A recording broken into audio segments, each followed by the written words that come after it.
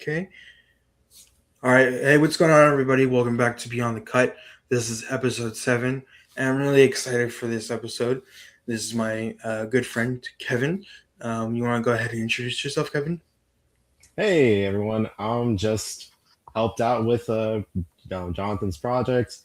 I've done a little bit of work here and there on animation, just film projects, art, and a whole bunch of different stuff. Little jack of all trades on a bunch of stuff. Yeah.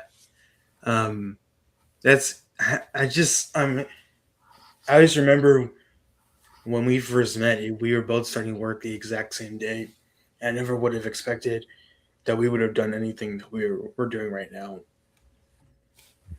Oh no, dude, I never would have thought that. I mean, we came together, we worked the exact like started it into all this. So crazy cool.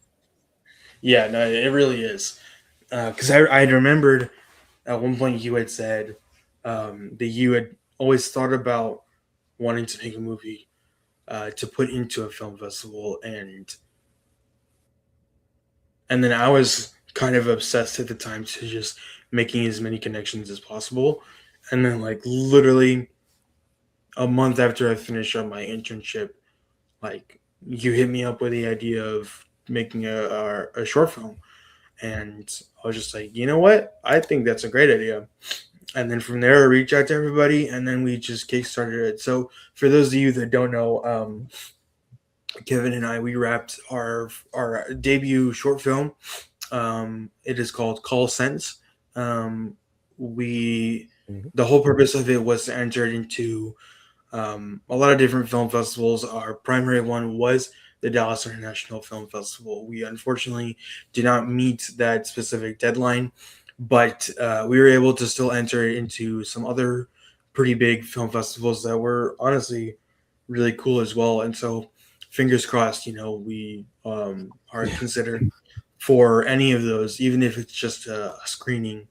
I think that'd be really cool.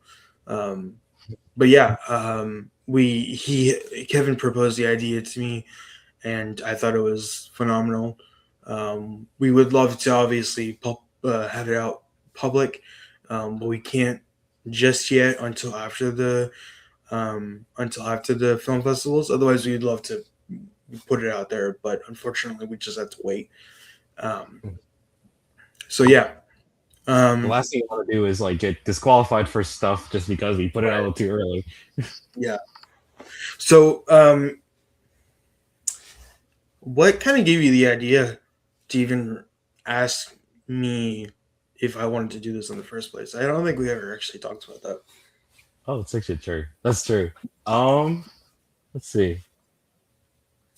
I guess I had always wanted to do a short film, like go into like doing film festivals and all that stuff. And I had attempted a few times before to like do some kind of basic stuff, but I mean, I don't really even own like a very big like camera or anything. Like I was had no connections with it. I had no idea what to even do in that space. So everything I was just like researching up online how to do it, and then we bumped into each other and became started chatting and just become friends. And I was like, you know what? I know you mentioned that that you had at the time you weren't quite in you. I don't think you had gotten to the university yet. You were still like Mm-mm. it was still summer months. So I know you Yeah, were a little bit more open, and you had mentioned that I need to do a short film at some point. I was like, well, I'm up for a short film, and I think actually one time at work we did chat about that. Like it'd be cool at some point, like you. I think you had said that maybe I should do a short film or sometime, and yeah, we were talking about it. And then I was like, hey, why don't we try doing it together? So right. yeah, when we came together for the lunch that one time, and I was just like, dude, let's go for it. I mean, if Yeah, you were up for it, like it'd be fun. So yeah. I yeah. mean, I'm really glad that we decided to do that because it was. I think it really opened up a lot of really cool doors for both of us to really Mhm. help us figure out that, at least for me, I really enjoyed taking on a producer role. And if it wasn't for that specific opportunity, I would not have known. And I also love now being able to, I I feel like we both have a better idea as to how we want to move forward, but also like how we want to direct. Like I had some previous experience of directing. I just wasn't entirely confident in leading. I was more of the project management type of I'm the overseer. I will iron out all details. I'll make sure everybody's on the same page. And I think overall, I think it was pretty good on at least on my part.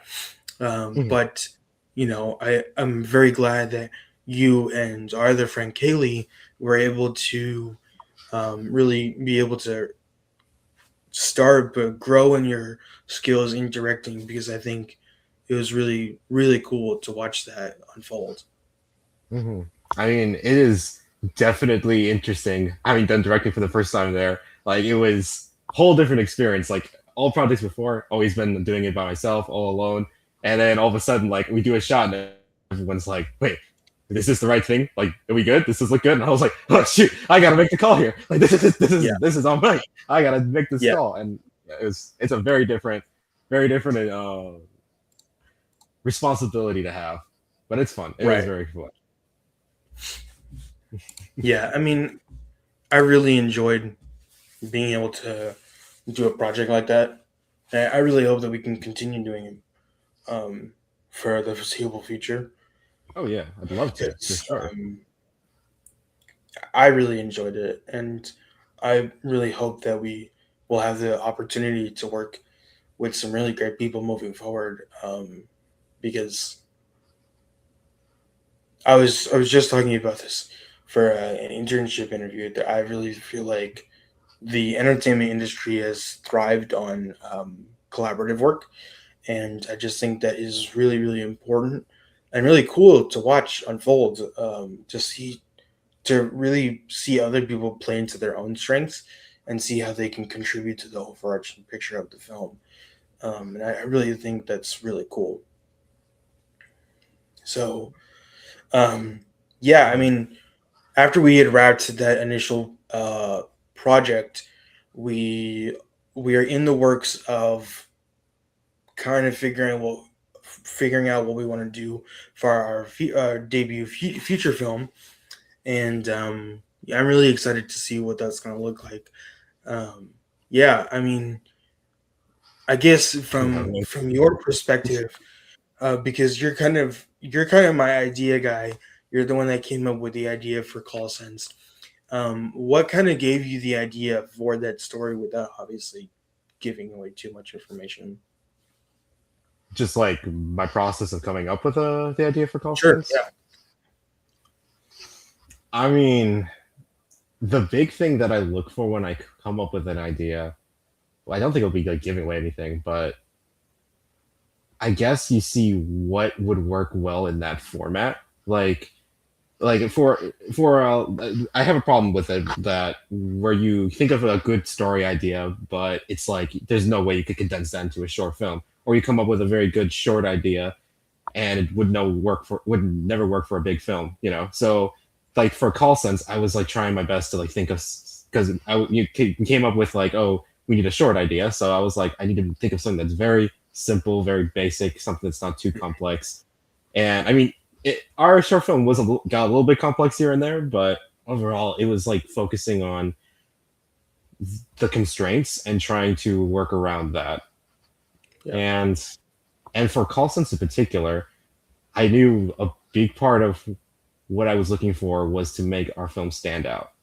And because I know, I mean, you can have a very good story and a very good characters, but if it's like a very generic kind of like plot and everything, then it's not really going to stand out amongst other people. And that was the main goal for like, if we're going to go to a film festival or something, like, how do we get this, make this stand out amongst the other people? Because obviously it'll be our first film. We're not gonna we're gonna go against like the pioneers and the best of the best here, technically for some places.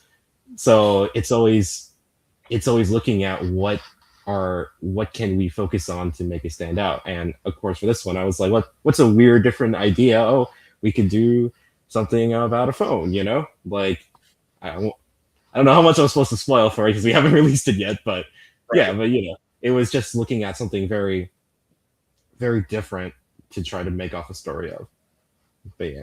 Yeah, no, I mean, I 100% agree because, this kind of goes into anything when it comes to filmmaking or producing, is that you want to play into your target audience, obviously, but you also Yes. want to make something you're going to enjoy wanting to make, but also um, make something that you hope people are actually going to watch and it's going to stand out enough that people are going to, if you're working for a major studio or something like that, or if you're producing something like that, you want to play into your target audience so that you obviously see that, but you want your audience to look at, like, watch your trailer and say, Mhm. yes, I would love that. That's a very unique concept, although it does have some similarities because we want to play into the idea that it is similar in concept, but it's different enough, um, so that we when people see it, they're just like, oh yeah, that's good. I'd pay money to go watch that in theaters, um, Mhm. because I don't know. I feel like for me personally, I feel like a lot of movies nowadays are. It's interesting because of the progression of technology, production quality has gone up higher and higher, and I've been very impressed with that. It's just the quality of the script, the quality of the content itself. I feel like has gone downhill very, very low. And so kind of trying to find that like happy medium Mhm. of like really good production quality, but also like a really good story that is kind of like bulletproof. That that if you were to see this for the first time, you'd actually enjoy it is really, really important. And trying to find that balance is definitely very challenging. Yes. I will say the movie industry right now, which I would not say is a bad idea, but they are focusing more on like the spectacle, the event of the film, more than say the story, which makes a lot of the actual story of the film suffer a bit. Like I know, like we could say the Minecraft movie, for example. It was a very different kind of story. It was more focused on like, oh, it's Minecraft in film. It was an interesting watch, but the main idea was it's the spectacle. It's a big event that everyone comes to see. And in that way it did really, really well. I mean it was one of the biggest movies of the past year. And so I mean that focus on events will make theater going very like a very lucrative, I guess, for businesses. So but I feel like as you're saying, yeah, a lot of the recent films are focused more on that spectacle than the actual like storytelling and the actual like like developing the characters in such a way that they're more memorable after you leave the film. I think there is a very good way you can merge the two of them, but it's a balancing act. It's a very tricky balancing act. Yeah, it's tough because I don't know. I feel like okay, I recently watched Crime 101, Mm. Oh yeah, yeah, and that film. That film. I right, yeah.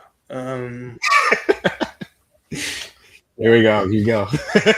Yeah. So I've always been into action movies. I've really enjoyed, like, my favorite franchise probably of all time is probably the John Wick franchise, Mhm. because pretty much between one to four. I mean, it's kind of the same story. Like, not much changes, but I'm all about the action. Like, you're not really seeing the same thing twice within the movie, in addition to the four movies that are in it, plus the spin-off that they produced, which was the ballerina. You Oh. didn't really get the same. You didn't really get the same action sequence twice, not really. And the Mhm. story was, evolving. And then I've also loved heist movies as well. I think one of my favorite movies is probably War Dogs, and like Wolf of Wall Street. Like I love those types of like heist and crime movies, because it really like brings that level of excitement of will they be able to pull off the heist and not Mhm. get caught, obviously. And that was kind of the expectation that I was going in with. I went to watch this movie because I didn't really know what else to watch, but because I wasn't entirely convinced on Project Hail Mary, and I was like, you know what, let me go watch Crime 101. And I've kind of a fan of Chris Hemsworth. He's a good actor. Um, and I thought it was actually going to have more of a John Wick vibe to it until they get to the part of the story where they're talking about how this criminal, the main character, has a pattern of going across the coast of California and whatever, but he has the same method. He just doesn't hurt anybody. It's intentional for him to not hurt anybody, and I'm Mhm. like, that's kind of dumb. Like, why would you're robbing somebody, not necessarily saying that somebody has to get hurt in a heist like story. Mhm. No, it's a requirement. But We always gotta get hurt in the heist. right, but also like when you think of like a bank robbery, at least somebody's getting hit in the face with a gun, even if they're not even getting shot, like they're getting punched in the face or something, or at And they least got- somebody's being held captive or something like that. But there was none of that, you know. And it was honestly kind of disappointing because even at the end, he got super close to pulling off said heist and didn't even do it. And I'm like, why? Okay. I'd also seen another movie that was a Spike Lee film. Um, I forgot it was called. Look it up. Is it the recent years? Like, I don't remember if it was in recent years, but heist movie. Inside Man. That's what it is. It's with um, um, I don't think I've seen. Denzel. I had seen it for a class movie. It was for my film and TV analysis class, and I don't know, like the story was just okay. Like like pretty much from the beginning of the movie to the very end of the movie, Mhm. pretty much like nothing had happened. Like a story was told, Mhm. but you're pretty much at square one by the end of the 2 hour movie. And I'm So like, nothing improved, really. right, because you're like, when you think of a heist movie, you're either like, okay, they go through the entirety of pulling this heist or scamming people or whatever. Mhm. They either you have one of two things. They either end up in jail, Mhm. they're in court or whatever, then they go to jail, or they're living on the beach with the spoils of the heist. That's one of two Pina things. colada in their hand or something. Yeah. Right. Clink glasses. Right, and at the end of those two movies, neither of that had happened. They just walked away as if like that had never happened. And I'm like, I don't like that because it almost felt like a full circle, but we never accomplished anything in the first place. So I don't know Mhm. why I feel like, and especially within like the crime and heist genre ish, why that seems to be not necessarily common, but I've seen it frequently within movies that I had seen recently. And I'm like, Mhm. why are we doing this? Like, this doesn't make any sense to me. You want to make the audience feel like like it's a journey for the audience, and by the end of the film, they're just like, oh, okay. I feel like at the end of the movie, like something was accomplished. Mhm. I with films that don't do that, you're just back at square one, and then you're just like, okay, what the heck did we just make? That's just me. I don't know. Mhm. Makes It's sense. that whole hero's journey. I mean, there's a reason why that Right. whole like idea system works so well for so many stories because it gets you interested and it gives you a good resolution at the end too. Right. But I'm curious. I actually have a question. So you said that film was a for your student, like you watched it for like your film appreciation class. Yeah, yeah. So I'm curious, was it like a was a thing like was it like trying to like show like this is like a different kind of film? Like it's very was it like a like oh, what's the word? Like a crazy piece of media or something. Like what was like the big reason why you all were watching it? If I remember correctly, it was kind of like, don't remember 100%, but we were that class. We were talking a lot about how, because we watched an episode of Rick and Morty that really kind of played into like kind of mocking the idea of a heist. Now it's very like methodical and very like stereotypical. Hmm. Um, and then we ended, I think I remember it was on the same day that we ended up watching that film at the end of the lecture. Um, if I remember correctly, I don't really remember, but yeah, I don't. It just felt like, They're just trying to like show, oh, a heist movie can be different. Like we can change it and circle it back. I guess, I mean, because the interesting part about Inside Man was the main criminal. He pretty much did a foreshadowing of everything that was going to happen at the very beginning of the movie, and it Hmm. really like played out afterwards because it was he recorded that video of him pretty much foreshadowing everything Hmm. after the heist had already happened, and so they were going. It was almost like a playback in the beginning of him talking about that, and so I thought that was interesting because I never really seen that before, and um but at the end of the day, it still felt like nothing happened. And Hmm. I've always, because I was at least taught in like middle school and high school writing of like the different acts of and the different phases, and again, like you said, like the hero's arc. Um, Yeah. you need to have the setting, you need to have the conflict, you need to have the resolution. I forget all the parts of it, but you need to have those key parts of the film in order to have the full arc, you know? And Right. it felt like those key parts were missing, at least within like Crime 101. It was just like, okay, the main character grew up as an orphan and used these heists to reach that goal in his mind, which and that goal was reaching that certain amount. By doing kind of the same thing, pulling the same jobs, and he wouldn't stay in the same place twice, which is why he would work off the coast because he would pull different jobs.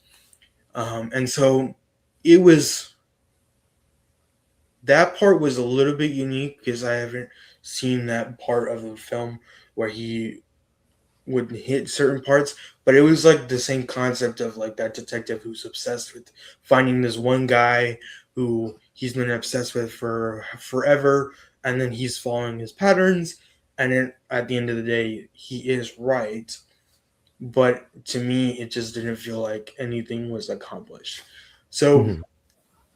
to me, I'm just like, let it kind of when I went in to watch the film, I was paying more attention to the camera work because the camera work of Crime 101 was very well done. But it Hmm. was just the story that was definitely suffering because we're just like, what are we doing here? Like we Hmm. have done nothing. Why are we doing nothing? Like I don't know. That part it just seems a little weird because I'm just like the story needs to convey something and it's not like the audience needs to feel different and like something inside them changed after they watch something. Like they shouldn't be the same after Hmm. they watch something when they were before. That's just me. Yeah, Uh, that is a tricky thing to hit though. Like that is like when you know you've got a good film. When you walked out of true. there and you're like either inspired to do something Yeah. or like if you're a different person, that's when you know like we've got something special. And Right. there's only a few films that I could say that I felt that way. I mean, most films that I really like are very much like you walk out and you're like, that was a good film. I enjoyed that. Probably watch it again. But Yeah. but the films that, like you said, leave something with you and you change by it, those are powerful. Those are so powerful. Yeah, when I think of that specific genre, I think of like the Creed movies or the Rocky movies, or even like I need to watch um more of those. Oh my goodness. oh, you need to watch Creed. Creed is amazing. Um I've missed out on some of those the newer, yeah, because I think I watched the originals, but I haven't seen Creed yet. I need to get back and watch some of those. yeah, those are really good. The training montages are my favorite. Because the camera work is so much better than the original. Obviously, but Yeah, just uh progression and budget. yeah, for real. Um what else? Yeah, and then I guess like when it comes to like TV shows, and this can play into the animation part of filmmaking that I'm sure you can add on to this, but I don't know what it is. But when I've when I was a kid, like I grew up watching animated shows like um I love superhero shows. Like I was obsessed with the Avengers, so I watched Avengers: Earth's Mightiest Heroes. I did watch the Amazing Spider-Man for a little bit. Was it the Amazing Like the Spider-Man? 2000s, the early Ultimate Spider. 2000s. It might have been. And then my favorite show was Iron Man Adventures. That was a that was a smaller show. They only did Mhm. 2 seasons of that. And I really wish that they would have done more because that was arguably like my favorite show. Just because it really it conveyed a different part of Tony Stark's story, which was as if it was he became Iron Man when he was a teenager, as Mhm. opposed to when he was a full-grown adult. That's And it interesting. really played into like his relationship with his father that Mhm. wasn't touched on um, in in the movies. Mhm. And when I got older, um, I started watching Star Wars, and I didn't watch Star Wars until I was about 14 or 15. I really wish that I'd watched it when I was younger. But one of the shows, because I watched it originally with my family just so we could Mhm. watch it, because we watched it during COVID.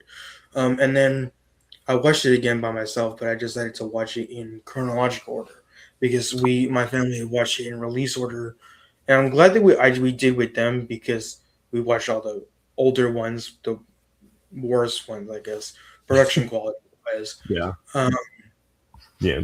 I mean, with my yeah, yeah.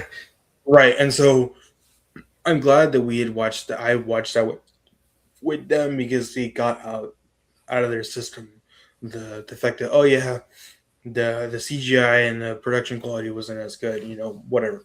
But I'm glad that when I watched it by myself, I watched it in chronological order, and that was including all of the animated shows. And so, because I looked up the You went chronological through a order, whole thing. yeah, no, I did from episode 1 to episode 9, including every single show. And to this day, probably my favorite show of all time has been Star Wars Clone Wars. Um, Okay. it I don't know if you've seen that, but it like genuinely changed my life. And I don't say that about any other show. It was Mhm. just watching the progression, chronologically speaking, Mhm. from episode 2 from the Clone Wars to episode 3, which was Revenge of the Sith. Between those two movies, we're talking about 7 seasons of an animated show. Those 7 seasons played so much into really how it wasn't just like a flip of a switch for Anakin just Mhm. to turn to the dark side. That was years of progression and anger that he had building up towards the Jedi Council, and how he really not even showed like symptoms of the Sith. He was just burning with anger against the Jedi, and how Yeah. there was inconsistencies with them.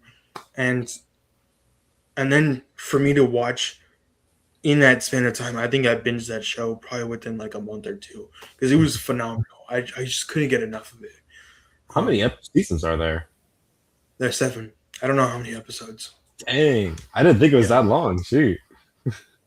I mean, I was in, how was I want to say 10th or 11th grade, so I still had a little bit of free time, and so when I would work out, I would watch that show, and then at night, like I was like always watching that show, and it was phenomenal. And so when I've been thinking about this more recently of how kind of tying it back to what I was originally saying was I feel like some animated shows are arguably some of the most powerful tools when it comes to filmmaking because Mhm. in its own sense, there isn't arguably, and you can definitely correct me if I'm wrong.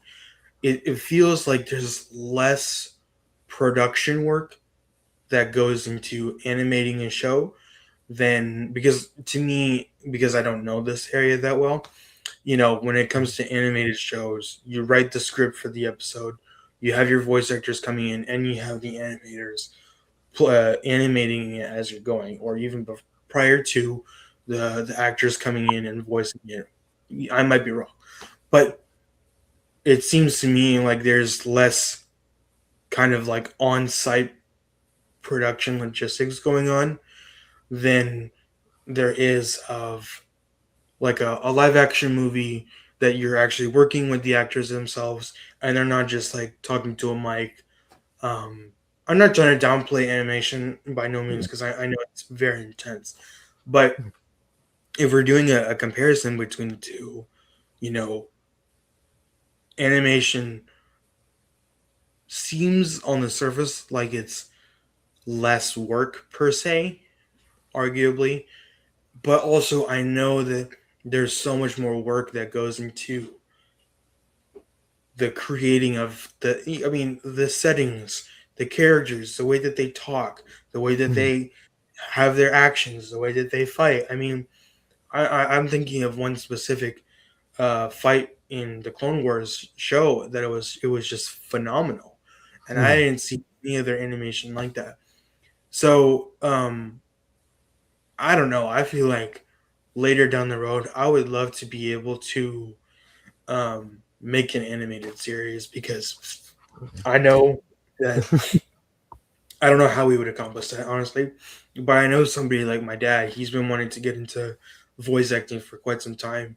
And I really think that that would be really cool for him if I could give him that opportunity or anything like that because um, he he he's got the talent for it. And I Mhm. love to be able to. I'm all about giving people the opportunities that Yeah. one I wouldn't give him myself, but two also so that they can clearly know, yes, this is what I want to do, or no, this is not what I want to do. Mhm. And so, do you want to go in depth from your perspective, since you've worked in animation before, of the intensity of a animated film or show? Like how difficult it would be to make one, or like the Sure. Yeah. process. Well, I mean, it really depends on the studio, right? I mean, every studio will do it differently.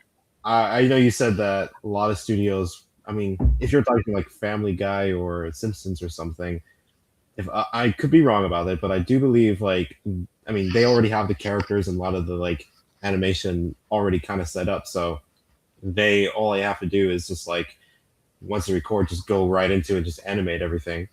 I mean, that's kind of what most of the time most studios do. I know something like what was it? Disney's old animations. What was that one film? The Emperor's New Groove. It was Mm, a lot of the time where it was like they were animating and then voice acting and animating and voice acting at the same time. So like it was constant like this flow of production. Like it was animating and voice acting where a lot of times you do all the voices, get the whole thing ready, do like your storyboard, have it everything already set up, and then go right into it and animating the film. Where like sometimes you just might come up with it on the fly. It's just like Ever's right. New Groove. I know they didn't even have a script for any of it, and it turned out something really, really special. Really? But yeah, but I mean, difficulty wise, I would say it again depends on the studio, but I would say that a production company is more difficult to set up. But I will preface, it does depend if you are working with more like practical effects. Like once I know there's a lot of films that are coming out that are like live action, but most of it is like animated stuff going on. And I'm like, okay. I mean, yes, I'm not gonna say visual effects are easy by any means. I mean, VFX is such a crazy and very time-consuming process, but it's I would say when people go for the actual physical effects, like I know Christopher Nolan will do a lot of those kind of things. That I feel like is much more tricky to pull off because you got to make it look right IRL and also on camera too. Yeah. So, but also, I mean, being an animator, I mean, animation is time consuming. No matter which way you cut it, it's a time consuming thing.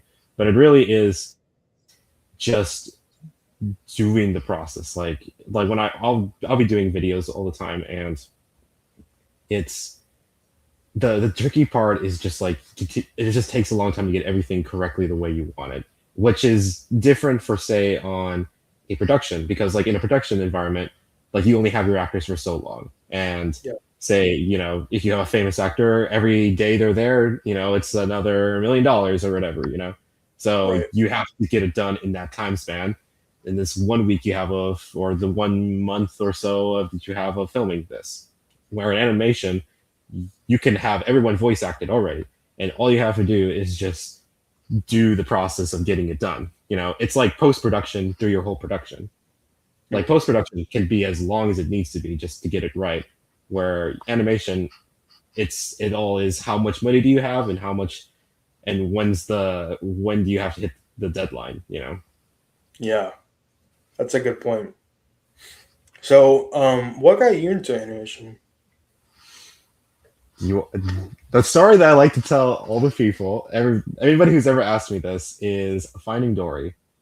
Mm. That was the first film I had seen in theaters in forever. I think it's the only last time I saw a film prior to that was I was really really young, and I know parents took us to go watch it, and I just was in there, and it was like I had been in the theater eons, and I was just like blown away, like the beautiful graphics. I mean, Finding Dory, people can say whatever about it. I'm not saying it's the best film ever, but you gotta say it's so beautifully done. Pixar crushed it with visuals. Maybe the story isn't the best, who knows, but that visuals were just stunning. And that's when I was like, dude, this is what I want to do. I want to do stuff like this. This is so, so cool. And I mean, that's how I came into animation. And then I found Blender, started doing videos. And that's also how I started loving the ocean too. They're both such cool stuff, but also both from that period. I mean, actually, let's see. I still have the poster up on the wall. Oh wow, The back. that's It awesome. still hangs. Dude, that's 10 years ago. Holy crumb. That's right. That was 2016. Was it really? Yeah, I think that's if I remember. Yeah, because Cars 3 was 2017. So that Yeah, it was. oh gosh. I felt Yeah, you're right. old, June 17th, 2016. Dang, dude. I feel that's old. crazy. But yeah, That's 10 years ago. Dude, I actually gotta do something for my anniversary of watching Finding Dory and watch it again 10 years. Yeah. Man. But yeah, that's really how it also got started. And I know the first 2 years, I mean, I don't know, I was like a teen at the time, or like a tween, and I jumped into animation and I didn't get it right away. Like I started working in the Blender and I was like, I don't get this. This is too hard for me. I'm not gonna do this. And so I did do it for a full year, and I did a bunch of really. There were some other random programs out there that we used. There was one called Movie Zoo. That was it. It was Movie Zoo. I think it's called that. Movies. I think that's what it's called. Movie Zoo. It was like this animated program where you have pre-made characters and you get to do some short little animations. It's very It's very janky, but we did some things. The funny thing is, we never could figure out how to get the camera to record. It was always we always just had like the sets, and we would just like open the software and play it. We couldn't get the camera to record. It was so funny. And so we had all these video projects that we just never actually put into a video because we just couldn't get the record button. But yeah, but then I think it was like 2018. I decided that because my first project that I ever decided to do in Blender, day one, was model a whole human, Mm. which was I still haven't quite done that yet. It was such an ambitious thing, and I found out, one, I'm not the best at modeling, and two, I did not enjoy it. And that's what threw me off initially, because I was like, I went for a full human animated character, all rigged, all textured, everything. I think I got the head. I think that's as Oh, far as I got in 1 year. And then 1 year. in 1 year, yeah, I know it took me like a month to make an eyeball because I started from nothing, absolutely nothing. I was like 12. I started from nothing to like making an eyeball, and I was like so proud. I was like, "Yeah, guys, I made an eyeball!" And my parents were like, "Yay! I mean, go you! I mean, Wow. congrats!" And I was like, and then I made a head, and it was like, it was the jankiest head. I looked back at a texture file like a couple years ago, and I was looking now. I'm like, dude, that's not very good. Like, fair enough. It was my first model ever, so I shot big, and I just gave up after that. But then in 2018, I decided, let's try something a little bit easier than modeling a full human. So I did. I think, yeah, the first characters I started making were this series called the Cubebots, and there were these like little robot characters that I just started getting into, and I was like, these are really fun. Like they're super simple. They're just little blocky little characters. And I started making a movie off of it, and then another movie, and then another video, and then I went for a full length video, which was something. That was something. I think it was like 50 minutes of animation. It Oh, was, wow. yeah.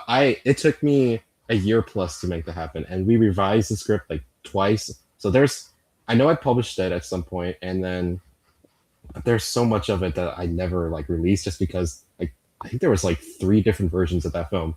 We did there was that was a lot. It was fun in the end. I learned a lot, but it was a lot, and it was also during COVID.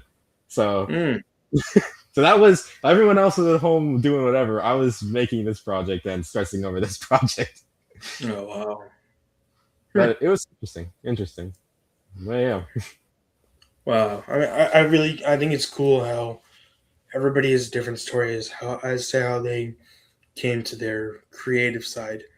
Mm. Because even talking from previous episodes, my friend who was a producer, and then our friend who was an actress, just like how everybody has a different journey as to how they came to where they are right now. I just think that's really really cool. Um, Oh, it's always cool to see how they got to it because I know there's some people out there that like start from very very early age, just like fall in love with drawing and then like do something else like painting, and then they're like a crazy great painter or something. But then there's like those people that you find out they're in the creative space, so it's already well established, and you're like, how did you get there to this point? And they're like, oh yeah, I was like 20, and then I just decided, let's pick up a camera and start filming, and then all of a sudden like they're like this great filmer, like, and like they never did any art when they were younger. It's so interesting to see like stories like that. yeah, and how people pick things up differently. Like Mhm. some people might take a while, and some people might be able to pick it up really easily. Because I'm trying to learn more about cinematography because it's an art form. I Oh think, yeah, oh yeah. um, and unfortunately, I won't be able to take real or get real hands-on experience for cinematography pretty much until my last semester of college. So it Oh, is okay. a little disappointing, yeah. Because I still have to. There's one more prereq that I have to take, and that's going to be next semester, and Mhm. then I can only take that cinematography class pretty much not until next spring, which is exactly when I graduate. So it's a little disappointing. I guess that's kind of the only thing I'm looking forward to. I guess, but once that happens, I'll be excited about that because Mhm. I'm like I just want to learn how people like set up a shot, because Yeah. I don't know how to properly do that, and I wish that I did. And college doesn't really teach stuff like that, so Um, I wish that it did, because there's so much that goes into planning a shot, yeah. um, and blocking it out, and making sure that the lighting is right, the actors is right, everything like that. That is really important, but I don't have that proper experience, because I've always liked cameras. I've always been a tech guy. I think I got that from my dad. Yes. Um, and I really wish that at least when I was in school, and when I was in high school and middle school, I was homeschooled during that time. But I really wish that I had those types of opportunities to kind of like experiment, and try to figure out if this was something that I wanted to do. Because all I knew by my junior year, which is when all my other friends in high school were saying that they were going to move to Arkansas or North Carolina to pursue like engineering or accounting or anything like that. Mhm. I'm just like, I just know I like video production, and that was my only frame of reference, was like being on the media team in my church. Like that was the only thing that I knew. And Mhm. so trying to get that experience as much as I could. Like I really didn't get any of that until my sophomore year in college, which is even a long time in itself, which is pretty much like a year and a half of me not even touching a camera or learning anything intellectually about filmmaking. And even then, like, that directing class and digital video and audio post production, those were good classes. Mhm. I just wish that I had learned that a lot sooner, as I wish I had a foundation when I was younger, so that when I got up to college, I had a firm baseline as to what um, I needed to understand properly, and I could really like build on top of that. But that didn't happen, unfortunately. But I, I I think it's really really cool to see how everybody has a different journey as to how they got to where they are today. Um, Mhm. and everybody has a different journey, and I'm excited to see what next steps the Lord has for both of us. Just to Yeah. see the people that He's going to connect us with, even when we go to hopefully a film festival this year. Hopefully, at There's least one, just at least one, guys. at least right. At least to just network with people and see what they're doing and how we can either collaborate with them or learn from them or anything like that. Um, I mean, I literally was on campus yesterday, and we were taking care of a school project, and we just saw like a bunch of guys filming something, and I was just like, "Hey, what are you guys filming?" And they're just like, "Yeah, I'm working on a short film," and we just made a connection right there. I mean, um, that's the type of stuff that I wish I was exposed to at a younger age, Mhm. and so trying to take advantage of those experiences while I'm still in school, so that when I'm out of school, I can really foster those relationships and see if we can really collaborate on something and see if that leads to anything. It's Right. being a good steward of what the Lord has currently placed in front of me, so that when the time is right, I'm ready. Or we're all ready. Because Mhm. that is very, very important. I don't ever want to feel like I'm unprepared, at Right. least doing as much as we can, to um, be ready, So yeah, Yeah. yeah, I mean, networking is the crux of like making any kind of project at all. I mean, just getting. I mean, our project, for example, never would have happened if it wasn't for you, Jonathan. Like, there's no way I would have able to done it myself. And I mean, all the connections you've made throughout it, like, definitely were the only reason this project ever got off the ground. But yeah, I mean, using the resources that God's given us, the connections, and like taking the initiative and like you need to talk to that person, going to that place, and meeting with people, even if say you don't want to that day. I mean, it does benefit you in the end. It does, even if you don't see the initial like return on investment or whatever. It's Right. always there's always a plan for it. I agree. Anybody that is questioning if it's worth it to put yourself out there for a networking event or anything like that, just go. I mean, you Hmm. may only talk to one person or not talk to anybody at all, but at least you know that the space exists. That they that people are actively trying to cultivate an environment where people like you are trying to connect with other people like yourself, that are just trying to make connections. Because that's all. That's the name of the game. I mean, if it wasn't for collaborations, I'd try to do everything by myself, but I literally can't. I don't have the time or the bandwidth to do that, and so that's why I try to. That's why I heavily emphasize wanting to play into everybody else's strengths, because somebody might be good at script writing, somebody might be good at video editing, but I'm not. Hmm. And that goes for anything, honestly, because it's very important that we, one, ask for help, but two, are willing to help others and ask others for help. Because if we were to do everything ourselves, it probably wouldn't look as good as if we actually decided to ask for help, you know? Right.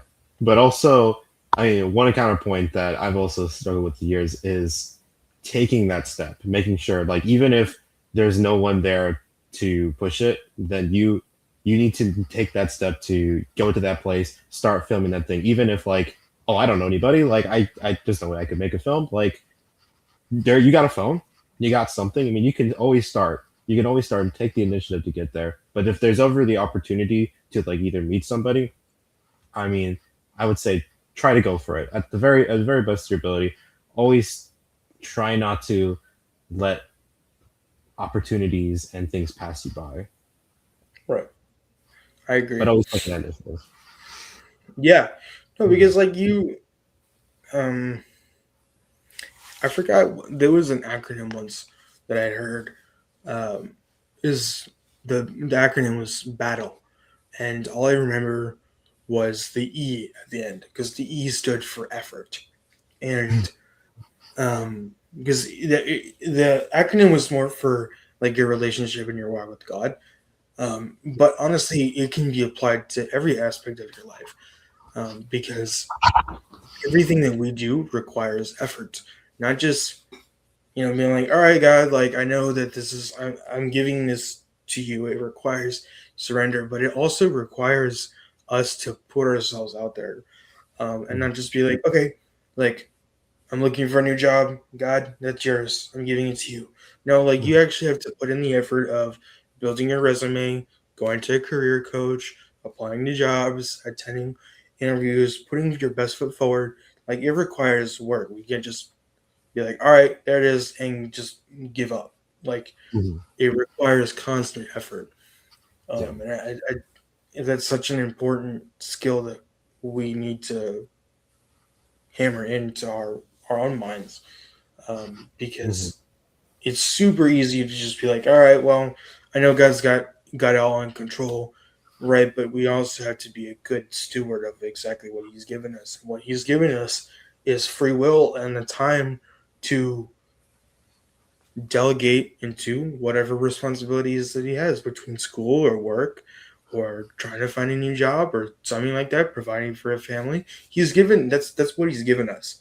But are we willing to put ourselves out there if we wanted to try something new? I mean, I think that's really, really important for anybody who's listening to this, because I feel like where we're at right now and the plans that we have for our own plans that we have for ourselves, that is just like such surface level for us, and everything that the Lord has for us is so much higher than anything we could have ever expected or imagined. But it requires us to not only remain steadfast in His word, but turn to Him, run to Him, and ask Him for help, ask Him for guidance. Because if we don't, we're just gonna end up drowning, and that, I mean, Mhm. it's gonna suck. So Exactly. Exactly. Yeah. Mhm. yeah, so Going back to what we were previously talking about, is outside of Finding Dory, was there any particular animated movie or show that really kind of like changed your perspective on filmmaking, or kind of like changed your life the way that I explained that the Clone Wars did? Hmm, this is tricky. I mean, let me think. There's one film that I don't know if it changed my life so much, but it did change my perspective on how to tell a story, I guess. And that was the Tron Legacy. That one Mm, really stuck with me, just with the world building and like the characters and such. I don't think it's like the perfect story ever told, but it was such a complex world. It's such a different world. Like there's so many other stories where, like, say Finding Dory, like you know how the fish world works, you know how that all works. I mean, you know that fish do their fish thing, or whatever, and it's kind of in this kind of contained knowledge that of this world, and even something like a fantasy world, like say Lord of the Rings or something. I guess it's not the perfect analogy, but like you kind of know the flow of like a fantasy kind of environment. But Tron was so different to me, and they did a good job explaining everything and making such an interesting concept.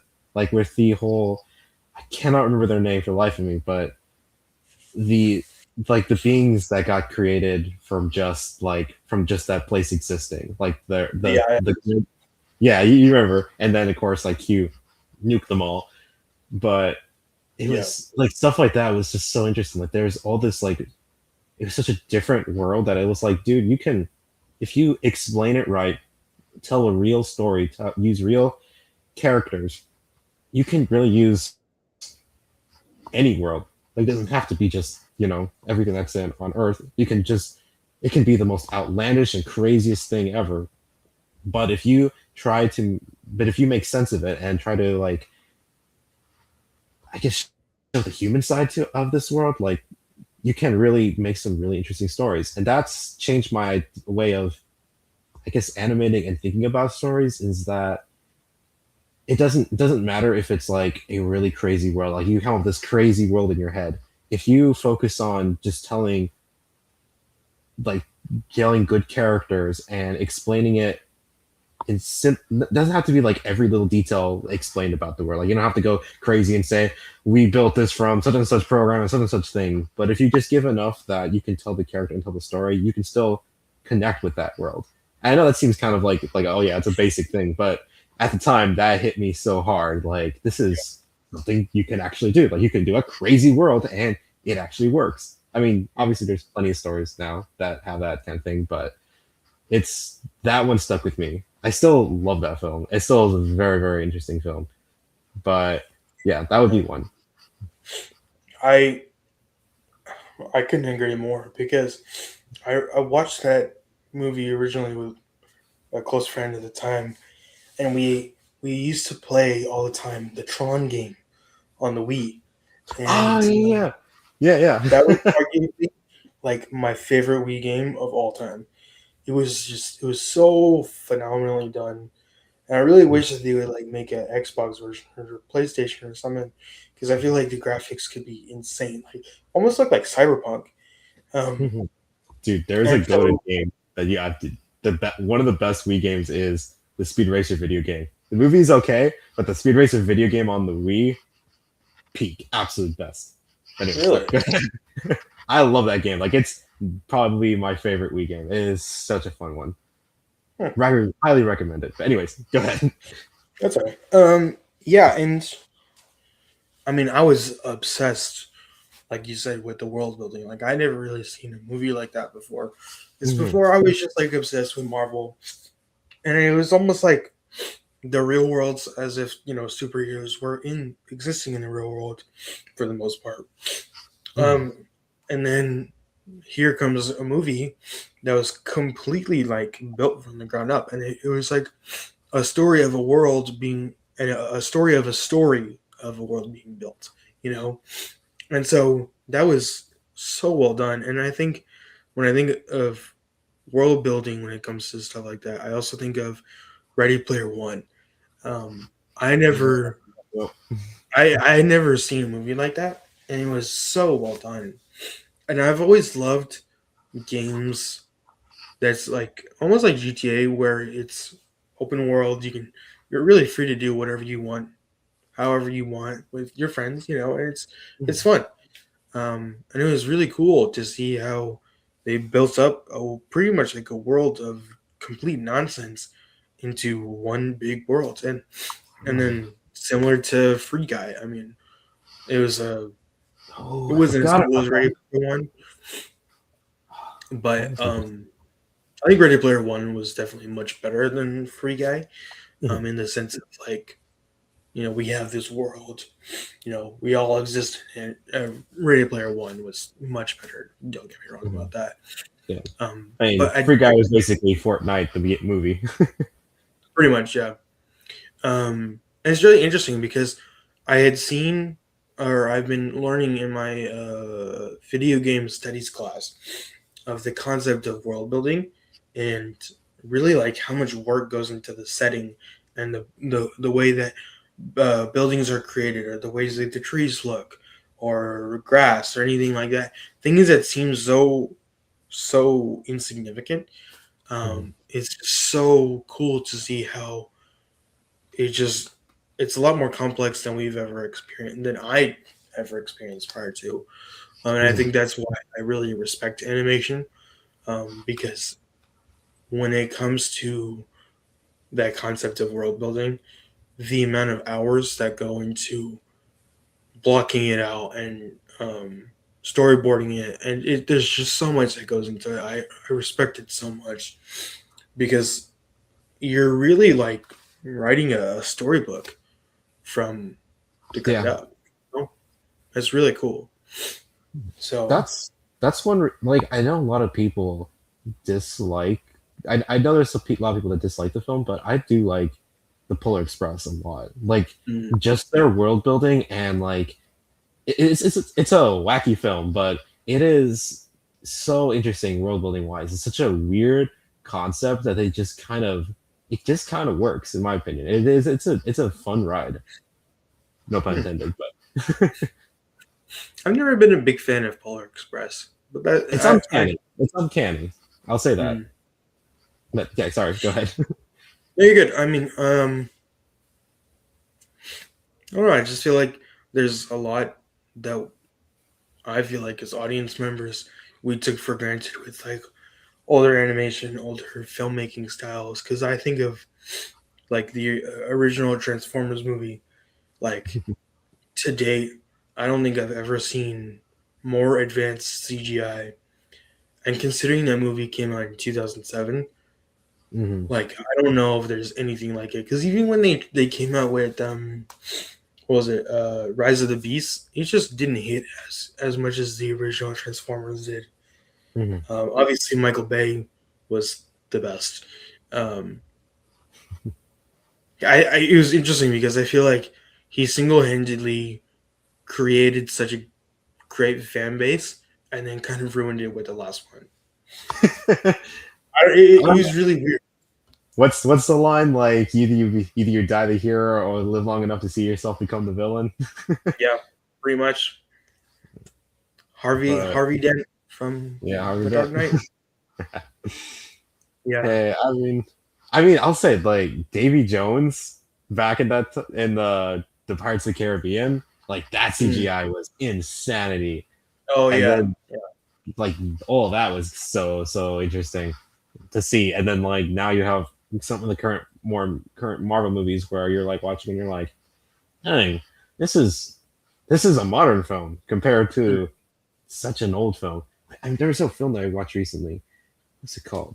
There was some film I watched a little bit ago, and I was watching it. And I was like, "This is really, really good." And at the end, it was like made in 2005. I was like, "What? That was crazy animation for that." And oh, I also watched Avatar too, the first one Mm. just recently. I Yeah. hadn't watched it though. I hadn't watched Avatar before, and I Oh was dude. watching it. Yeah, it was insane, and I was like, "This Yeah, is 2001." Oh, like yeah, this is insanity. Like it yeah, is so crazy. yeah. I mean, it didn't surprise me that it's still pretty much the highest grossing film of all time. Yeah, I It believe doesn't so. surprise me at all. I don't even think the second one even did. The second one beat it? I can't remember. No, it I didn't. think the first one. Yeah, I think the Second first one's one, still. second one did two, uh, 2 billion something, and then the third one did not do as well. Mhm. And I think if they're gonna continue making them, it's just gonna progressively get lower. And they got Because two I don't more know. in the works. I believe. I know they already Yeah, got the fifth one announced, and the fifth one I believe is already being either made or planned. Yeah, I'm a little bit like, I mean, I guess it's not the greatest franchise ever. It's a really good first film, and the second one is right. it's there. Yeah, it's a film. Second one It's a was okay.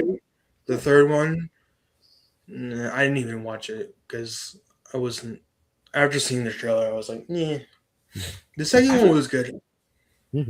Avatar is the funniest franchise to me because it's insanely big. It's like you mean $2 billion for each film, but Yeah, like where have like if you go to like any fan con or something like that's not usually like it's not a very big franchise. Like it's not a very big pop culture icon. Like everyone's like, oh yeah, I've seen yeah, it, but it's not like you go anywhere and everyone's like loves Star Wars or loves whatever right. film like Back to the Future or something.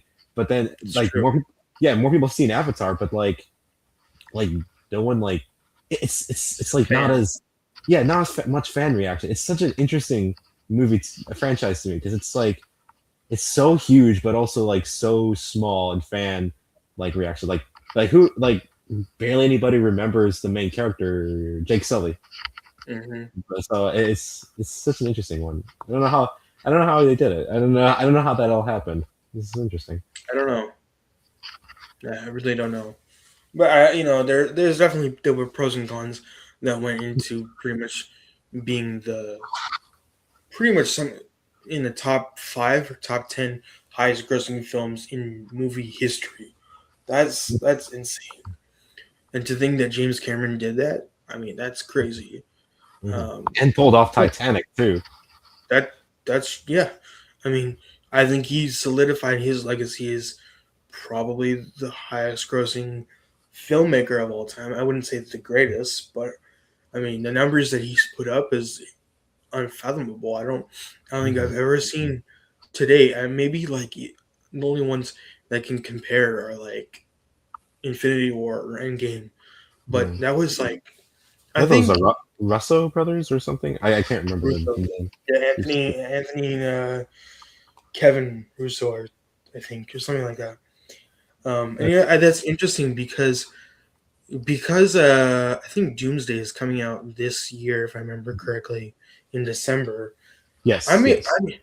I'm interested to see how that's gonna go because um, you know their quality of filmmaking has gone down significantly since 2019. Marvel has gone down. Marvel, yeah. I arguably really far down. I think the only good projects that they've had has been probably Loki, and It's good. I'd like to think Daredevil Born Again was also a good one. Moon Knight Uh, was a good one. mhm. Pretty much their uh, shows. Their shows were bangers, really. I wasn't the biggest fan of Falcon and the Winter Soldier. I thought it was okay. Oh, yeah. And then WandaVision was also okay. I think Doctor Strange 2 was good. I was not a fan at all of Black Panther 2, and I didn't even bother watching Ironheart because Yeah. her character just pissed me off so much. It was Um, kind of a throwaway show. I mean, they barely advertised it too. I think they kind of made it and they were like, oh, I don't know if we can release this. And then they were like, oh, well, you know we what's gotta. interesting? Mhm. Because I've seen people make edits of Ironheart because there's a line where Riri Williams says, "Do you think Tony Stark would be Iron Man if he wasn't a billionaire?" And then it literally plays a clip of back in the original Iron Man when Obadiah Stane was yelling at his scientist saying, "Tony Stark was able to build this in a cave with a bunch of scraps," and then it Mhm. goes into Iron Man, whatever. And so it's interesting to see how Marvel almost forgot their own script of Mhm. everything that they wrote, what they tried to reverse.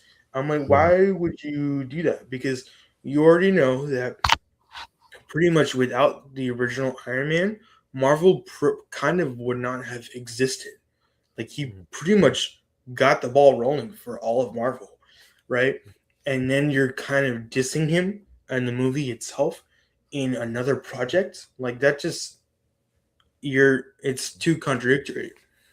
Yeah. Um That's the one thing. yeah. Like Ironheart as a character, I thought could have been really cool. When I first heard it, I mean, I wasn't crazy hyped because I mean, at the time, Marvel isn't had the great track record, but I was like, it could be cool. Like, you could make something interesting. You could make a really interesting story based like in the shadow of Tony Stark. Like, there's something still something cool. Some kind of hero comes from it. Like, they're inspired by them, but it was kind of a little bit of a slap in the face to them. And I was like, you could have done that better. You could have there could have been a better way of doing it. But just me, just my opinion. Well, I agree because even in Falcon and the Winter Soldier, I was not happy at all that they because if they were intending on passing down the mantle from the main characters being Iron Man and Captain America, if you were intending on passing down the mantle, you have to choose the right person. Mhm. The right person who was supposed to take up Cap's mantle was Bucky. It should not have been Sam. I'm just saying that might be a hot take. I did not enjoy Falcon and the Winter Soldier, and I didn't even watch Captain America: Brave New World because his character was just so meh. And I think the relationship that Bucky and Steve had was they had so much more history Mhm. of them going from best friends to enemies and then back to best friends. Yeah. Like, and then Sam just shows up out of nowhere in Winter Soldier, and then he just becomes the new Captain America. Like to me, it shouldn't work that way. And then for Iron Mhm. Man, if they were wanting to pass the mantle to somebody, I think it should have been one of two people. I think it should have been um, either Peter Parker because he was clearly a protege of Tony Stark. Clearly, Mhm. obviously, he was going through an identity crisis because of Tony's passing. And also, Whatever, he's Spider Man. but like he could have still taken up his mantle. I don't know if he could have handled the pressure of it, especially from seeing it from of Spider-Man No Way Home. I don't know if he could have handled that type of pressure, but it should not have been Riri Williams at all. Or even if they weren't going to do Peter Parker, they should have done Rhodey because they Oh, were best friends. Because I thought before they had announced uh, Ironheart, I thought that they were going to release Armor Wars, where um, Rhodey was basically tracking down everybody that had stolen a piece of Stark tech, and he was the main character of the show, still being it was Iron Patriot at the time. But I was expecting that, and I would have probably watched that. And yeah. even after seeing the CGI from almost how fake um, Riri Williams' suit looked, as opposed to the just like the authenticness of the original Iron Man armor suit. Like it Mhm. just looked fake, as if it was.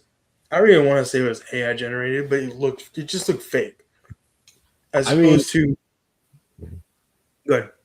no, I'm just saying. I mean, you're kind of right, but I'm curious. Like, why didn't they make like a War Machine movie? That could have been really interesting. Hmm. Like, that could have been cool. But yeah, anyways. I don't know. I find it interesting that they decided to that.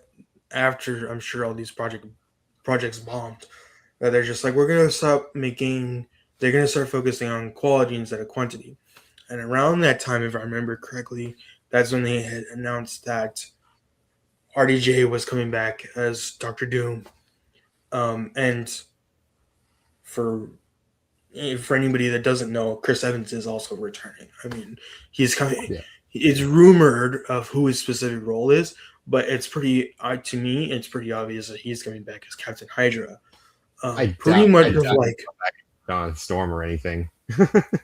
as who? Oh no. Yeah. That was a one-off, and that worked well Yeah. for for Deadpool. Hmm. That's a bit. It really was. It was hilarious, but I highly doubt that he would come back as Johnny Storm or as Captain America. Um, well, Doesn't he have maybe like not. one of the trailers? Isn't Yeah, didn't he have like comic baby or something or a kid? he did. So I think maybe, they'll just get the gang back together again. I That would guess. be that'd be something. How are they gonna fit that in a one movie? I mean, I'm still yeah. it's gonna be I'm over 3 hours. I'm calling yeah. it now. But even so, like I'm baffled. Like they've got all of X-Men they've got to throw in. They got the original three Thor, uh, RDJ, and and Chris Evans. I mean, man, I just blanked on Thor's character, Chris Hemsworth. Yeah, Oh, those three, and they have also the Fantastic Four and Doctor Doom. They have, I think, Spider-Man's supposed to be in it still too. yeah, I mean, they've got Loki that it's going to be a main character. I mean, I don't know how they're going to explain that. And on top of it, like just like the story of how basically Iron Man became Doctor Doom in this universe. Like, there's right. so much. Like, I'm dead curious to see how they're gonna pull it off because it is just so much in one film. Oh, and also Yeah. the Thunderbolts. Thunderbolts are in it too as the new Avengers. Don't even And, get me started. oh yeah, and Falcon and his group, or Captain America or whatever. There's a lot of people. Mm-hmm. That's why when it's interesting when they made a meme after Endgame where Doctor Strange looks at Wong and he's just like, "Is that all of them?" He's like, "What? You wanted more?" That's true.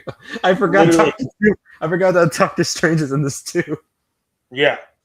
They are He's just like, bringing in everybody. oh god, it's gonna be I like mean, I'm a telling you now, $1 it's budget a wise. year after Doomsday, they're releasing Secret Wars. I mean, Yeah, that that's true. those movies are probably going to be 3 hours long. I mean, there's no way that they can fit all that in 2.5 hours. Mm-mm. And Oh, no. my thing is, I had seen some market research done where they were running numbers, and they basically said that in order to even break even for Doomsday, regarding everything, regarding marketing, um, production costs, and paying their actors, they would need to do $2 billion in box office to break even. To break even, Break even, so it's like a million. It's like $1 million budget. pretty much. Yeah. Oh my gosh, that makes sense, but I mean, think about this realistically. Endgame was almost $400 million budget, it's true. and they crushed box office records, especially for Marvel.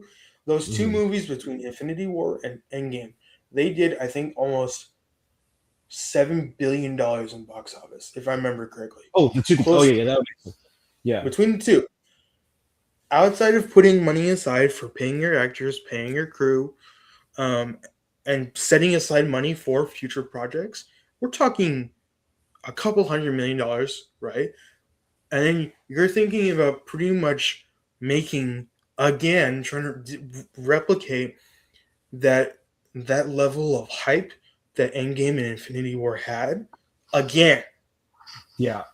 I just don't like. I think. I mean, I personally will watch. I probably will watch Doomsday in the theaters, but Yeah, I just don't think the hype is as big as it was back then. If they need that much just to break even, like, yeah. holy crap! I don't know. I don't know if they can do it. I mean, we'll see. I hope they can do it because I would love to see more Marvel stuff. But Right. that's a, that's a lot. I feel I feel like you didn't have to do Thunderbolts into this or Fantastic Four or some of them. Like we could have just stuck with finishing off like the past groups like characters and then kind of integrate these people maybe in Secret Wars or something. Like Right. I don't know, it's just so much. Right. Because they were also supposed to play Kang into Marvel, but Oh, I then forgot about after Jonathan Majors got hit with the lawsuit of sexual assault or something like that, like that. they they immediately kicked him to the curb, like literally, and then a week or two, or maybe it was closer to a month. That's when they announced that RDJ was coming back as Doctor Doom. I mean, the timing of that was crazy. So I don't know. I don't know if that level of hype can be duplicated. I just don't know.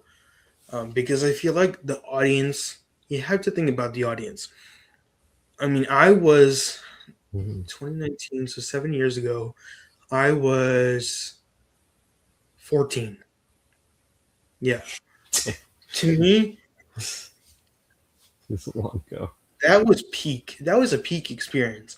I begged my parents to book tickets for when it released. So we saw it on opening weekend.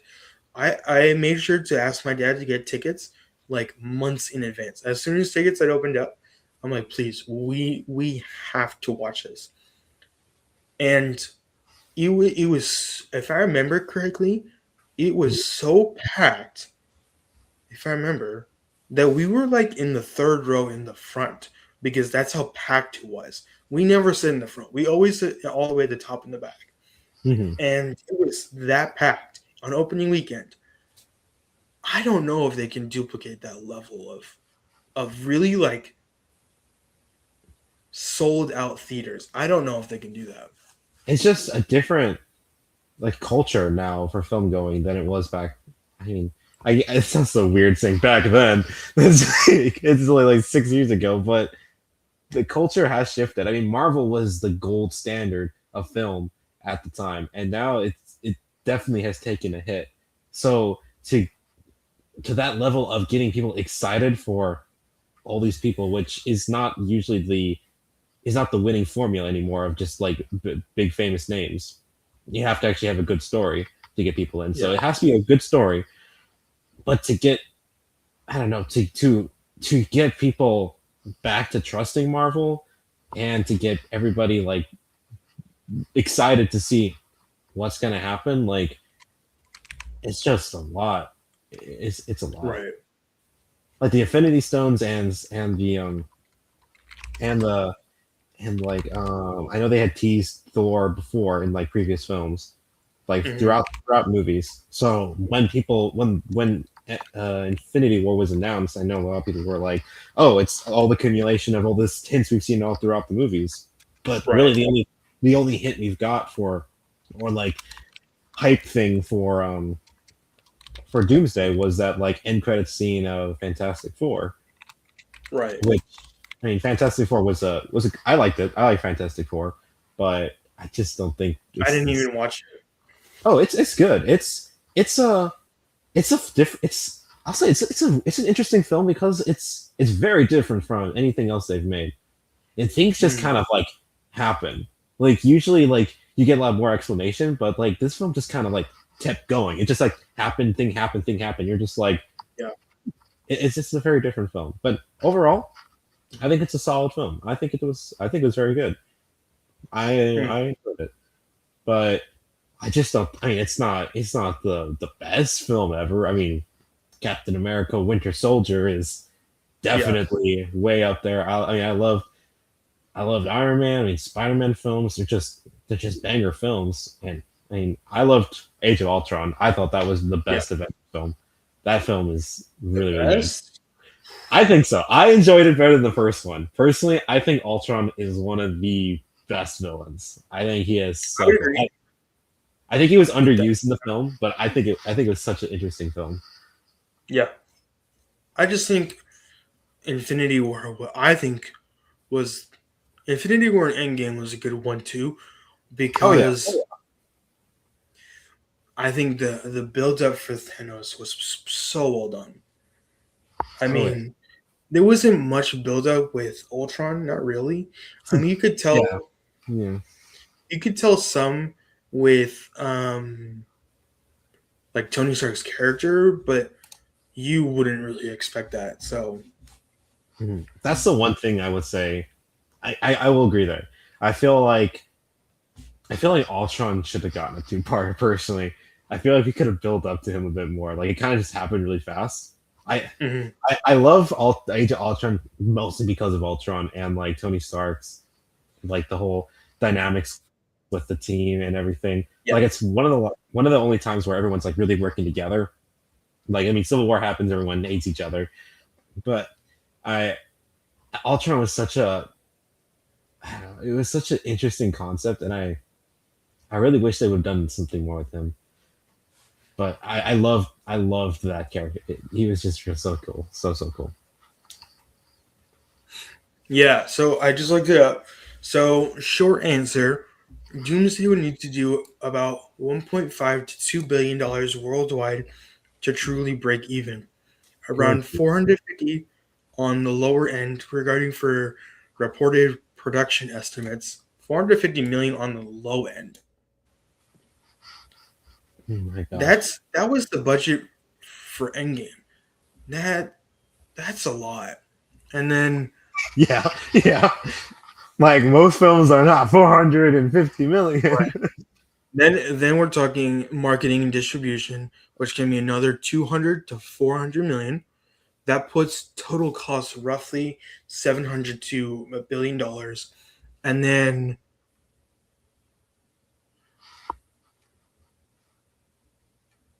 yeah, it would need to do 2 billion. Good. I hope they make it. I see hope really hope they do. But that's such a high bar. It is such a high bar. I think I think they have unrealistic expectations Hmm. of their fan base, especially after they put such a bad taste in their viewers' mouth Hmm. after all the bad projects that they put out after Endgame. Yeah. And especially because they really didn't put out pretty much like I would say arguably any good movies after Endgame because I did not like Thunderbolts at all. I didn't watch Fantastic Four, and I don't It's know. the I just Oh, No Way Home. No Way Home was pretty good. No Way Home. Yes, okay, yeah, you're right. No Way Home was a good movie, Hmm. but I just to me, I could not watch Thunderbolts with a straight face because their attempt at replacing the original Avengers was so terrible. I just couldn't bear it. Because I That feel like I like the concept that everybody that was they were a group of misfits, and they had no reason to come together. I totally agree because that was the whole reason that the original Avengers came together in the first place. However, Shield kind of orchestrated them coming together, whatever, Mhm. to a certain extent. But this really felt like a completely group of random people who, yes, did lose close loved ones, whatever. It just didn't feel like it felt right. And Mhm. it just everybody just felt so weak and useless. That I Well, mean, the thing is, we didn't really. The one thing about Thunderbolts that I know they were trying to make a new Avengers with it, which I thought was a really weird strategy. It could have been a very interesting movie, but because they went for that, that was very odd to me. mm, But the thing that set the original Avengers apart from them is one, of course, you had way more identifiable characters, but two, right, before we put the Avengers together, we had a chance to explore these characters. I mean, right. we had no frame of reference for most of them. I mean, most of them, I think, I can't remember what the main lady's name is, but Elena. Elena, yeah. I mean, she's been in the Black Widow and like a few other films here and there, but we haven't really had a Here's solid film. Hawkeye too. Oh, she was in Hawkeye. Hmm. Oh shoot. Okay, I She didn't was, have. have you seen it? I have not seen Hawkeye, so that's one I need to watch. I won't spoil it, Okay. but it was Okay, gotcha. But I know she's been in some projects, and I know the Red Guardian had been in a project or two. it But was and it was just it was just Black Widow. That was it. just Black Widow, yeah. I mean, the only character that I really think I was really interested to see more of was it Secret Agent? Not Secret Agent. The Oh, Walker U.S. agent. U.S. Agent. That's it. U.S. Agent. Mhm. Yeah, his I character agree. was. He was the only good character in the entire movie. Really? You think so? Seriously, Okay, I guess I need to. I will debate that because Oh, except for I Winter hated Soldier. every characters. I hated it because Yelena being the leader of the Thunderbolts felt right-ish. Mhm. Um, I just didn't like anybody else's characters. Bob's character, I hated. Like You I hate it? hated him so much. I hated What's it. Century or He was whatever? so pathetic and so weak.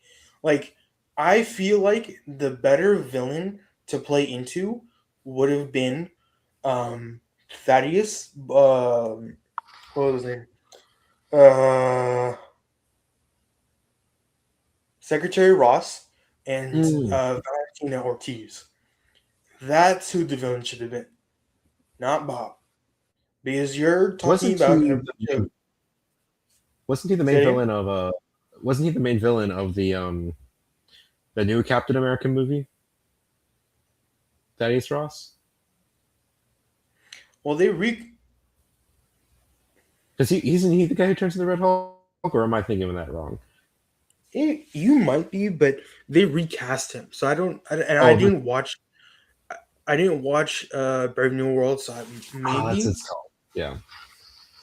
um but Val was in Thunderbolts, right? She was the one Mhm. that had Bob, do her Yeah. bidding Yeah. or whatever. Yeah. It was not good. I was cringing the entire time, and I've never done that with the movie before, and I couldn't stand it because I'm just like these are just a cheap knockoffs of the originals. You're trying to, I mean, really, because you're talking about replacing the original Avengers with less compelling stories, um, and they're nowhere near as convicting as the original six. Nowhere near. Um, Well, the you're thing trying was, they to, were. Yeah. Okay. Continue. Sorry. Go ahead. and you can go. That's fine. Well, I'll just say the thing was, most of them were made to be side characters originally, which is why. I mean, nothing to say against the actors, but the characters were written initially for side characters, which is why I think someone like Falcon, like even though I can't, his actor does a great job at him. I just think he was written as a side character initially, and so Right. making him a main character, it's tricky because you already have this knowledge of him written as a side character, and now you're pushing him to a main character. It's a tricky slope. It's a very very tricky thing to pull off. Yeah, I agree. I'm interested to see how they're going to do that and the trajectory of which the film industry and the entertainment industry is Mhm. on a way to. Because um, what was I going to say? Um, I'm really glad that Netflix didn't buy uh, Warner Brothers. Warner Bros. Yes, Yeah. that would have been bad because then we would have been watching all these movies pretty much on Netflix. Yeah. Um, I mean, which Netflix. I keep they cutting could you have off. they could have one jacked up their prices even more, but Mhm. then you wouldn't have a reason to go to movie theaters in the first place, Exactly. which is terrible. Because if you do that, and we're talking about Warner Bros., we're talking about a major studio, and if you do that, you're taking away a really big part of these of what people will watch, the experience you get from going to the movie theaters. Mhm. Um, so I'm super glad about that, but that doesn't mean that they're home free because Ryan Gosling was actually the one that said it, especially with Project Hail Mary. It's not up to, which is a little debatable. He said it's not the audience's fault for not watching a movie. It's actually the studio's fault for not making a movie worth watching. And I'm like, okay, I agree to a certain extent because yes, it is when you really boil it down, yes, it is the studio's fault, but also it's up to the audience as well. Like it's twofold because you had a good story. For example, Fall Guy. Fall Guy was another Ryan Gosling movie. That was a good movie. I thoroughly enjoyed that one, Hmm. but it bombed. It only did $140 million in box office, and you would have, and especially with the way that Project Hail Mary is doing with easily over 400 million, like you would think you would have had that same success. But it was a good story. It just bombed. So it's Mhm. like you can have a good story and it could bomb, or you can have a bad story and do well. Like Lilo and Stitch new movie. it's that's the challenging part of really, again, target audience. Um, but that's also the thing. Like you could you could do like a census or something like that to try to understand your audience. But if you're mass producing this worldwide, there's no way that you're actually gonna be able to appease everybody. Like it's not possible. No, no. Um, You have to aim for a particular audience, but right. also, I mean, Fall Guy is a tricky film because you have to think, why is a person coming to the theater to watch a film? And Fall Guy is tricky because it's an action film, right? I guess Mhm. I haven't really seen the whole thing, but it's a very different action film. It's a very odd one. It's not incredibly. It's not like a memeable event kind of film. It's kind of a weird one. It's a hard sell. It could be a good film, but you also have to think, if you're a regular person, just you just wanting to watch a film for something. I mean, you could watch Fall Guy, That's which probably is, not on your list. yeah, yeah, or you could try to watch maybe a new heist film that came out, or a new mystery film that came out. You know, you kind of know a little bit what you're getting into. Where this is kind of a very big risk. Yeah. I mean, not to say weird films don't take off. I mean, there are plenty of films that are a little bit odd and outlandish, but you also have to see what kind of audience you're trying to hit. You know. Right. Right. So I'll ask two more questions and then we can bring it in for a close. Um, Okay. do you have any concerns regarding the entertainment industry within the foreseeable future regarding AI taking over? I okay. Let me try not to do anything. I mean, personally, I don't think AI should be really part of art, but I know recently, I know AI has just taken a hit because I think you can't copyright AI stuff that you produce anymore, which I think will make it much harder to be used in the big area. But I I think it's, if we as humanity and society let it happen, it could happen. Yeah. It's really entirely up to us what we want to watch. I mean, companies are going to do whatever they can do to cut corners and make it cheaper. I mean, that's Right. what a company does. That's how it works. The question is that as a society, are we going to be okay with AI generated films? And if we are, then I would say it's gonna happen. It will happen if we tell people, if we tell companies with our money that we're fine with this, then that's the future we're going to create. Yeah. So yeah, it really depends on the customer and the consumer, where the AI, how much AI will take over. Mhm. Yeah, that was well said. Because I saw a post on Instagram uh, a little while ago that there was a specific film. I don't remember what it was. I didn't I didn't take too much time on it, but they were using AI to bring Dolph Lundgren back to life. Because I guess he had passed away. I don't remember when for this film, and so he would have been completely AI generated, and Mhm. as if he was talking and acting. even though he was completely passed away, and they were Mhm. essentially bringing him back to life. And I'm like, okay, so that's kind of the line that people have officially, because after it was on Instagram, people are like, do not do this. This is so wrong morally.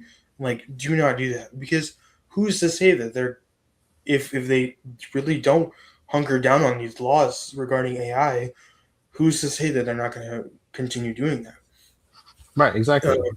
They're not. eh, It's if it's open, they're just gonna do it. Like it right. makes sense on a business standpoint. Yeah. Mhm. Because I don't know. When I saw that, I think that was probably the first time that I was almost a little threatened by AI. And up until this point, I hadn't, because when I had done my previous episode with my friend who's a producer, I had asked him the same question. I'm just like, hey, do you have any concerns about AI taking over, especially the film industry? He's just like, no, because um, it is a tool, and if we use it as such, it'll help our lives. It's not going to hurt us. But if, again, Yeah. like you said, if we allow it to happen, it's going to happen. So it's like, even if that film were to be released, it's up to the audience members to be like, yes, we're going to openly support a film that brought somebody back to life with AI generation, or are we going to make a Mhm. stand and be like, no, no, no, we're not going to let this happen, and not show up, and all those empty seats are clearly going to show it, and that studio is going to be hurt by it. Mhm. I mean, that's up to the audience, like you said. So, Mhm. again, it's like that fine line that has to be. You have to have a moral line and a code of ethics. That is something that is new for me. I mean, I've had a code of ethics for a while, but especially when it comes to filmmaking, what specific lines are we not going to cross? And then what is, teetering that line? Um, Mhm. because by no means would I ever want to do anything like that, because that is incredibly wrong. So, anyways, as we close, um, I try to ask all my guests, um, is there something in particular, as one thought, that you would like to share with the future generation or people your age, that one final thought that you'd love to share with people? Hmm. It's tricky. I would say don't ever worry about that your project or your idea is not good enough or that you're not ready or good enough to start something because that is a huge hindrance. I've seen so many people over the years where they're like, I don't think I could do this thing. I mean, myself included, just because I just don't think I'm not that good. I mean, I've never done this thing. I never started this. I mean, I want to do this huge project right off the bat and I don't think I could do it. I'm like, well, don't get bogged down with thinking that you're never because of your not your limitations, but like you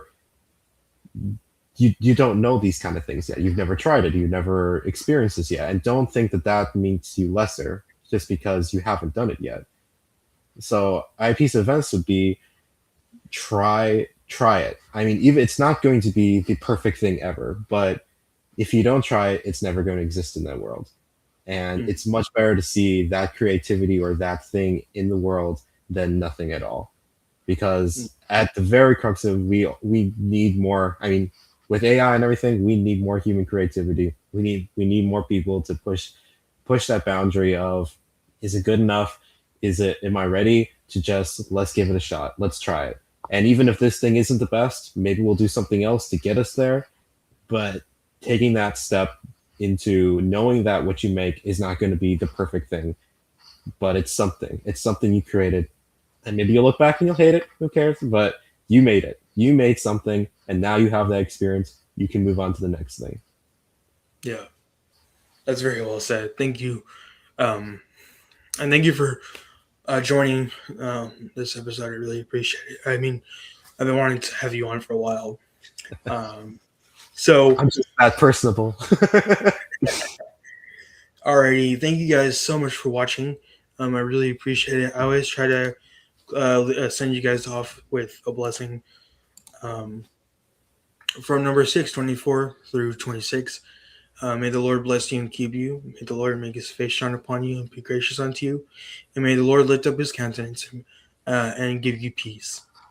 Thank you guys so much for watching. I really appreciate it. Thank you for all the support. Um, Please like and subscribe and follow for more. And definitely share with your friends and subscribe. Um, I'm gonna set a goal. I'd like to hit 50 subs by the end of the semester. So that's in a month. So definitely like and subscribe and share with your friends. You And got so this, thank you man. guys. Thank you. I appreciate that. Um, Thank you guys so much. I really appreciate all the support and have a great rest of your weekend.